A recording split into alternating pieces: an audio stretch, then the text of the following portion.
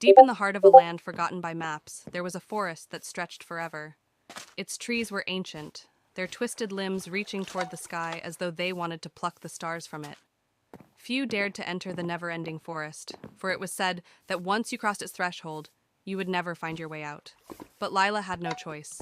The sun was sinking, and the sky turned the color of blood when Lila realized she was lost. She had wandered too far from the village, chasing a flicker of light she thought was her friend's lantern.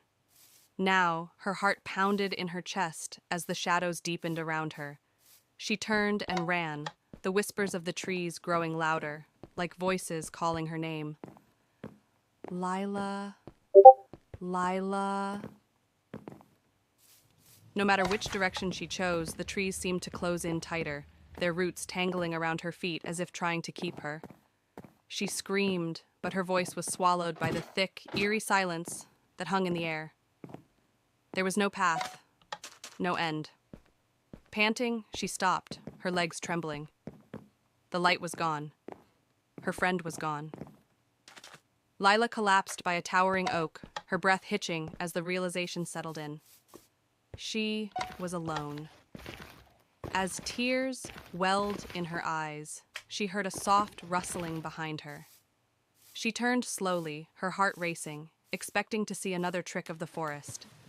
But instead, there stood a figure, small and pale, its eyes glowing like embers. It was a child, a boy, with hair the color of silver moonlight. "You shouldn't have come here," the boy said in a voice like a sigh.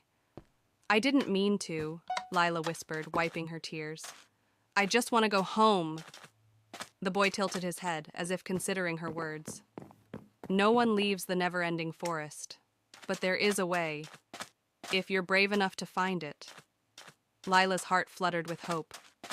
"How? Tell me, please." The boy pointed to the sky, where a faint shimmer of light could be seen through the dense canopy. "Follow the light of the last star.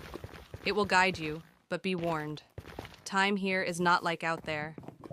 Every step you take may cost you years." Lila glanced up, her eyes locking on the flicker of the star. She nodded and, without another word, began to walk. The boy watched her go, his form slowly fading into the mist, his final words echoing in her mind. "Don't look back."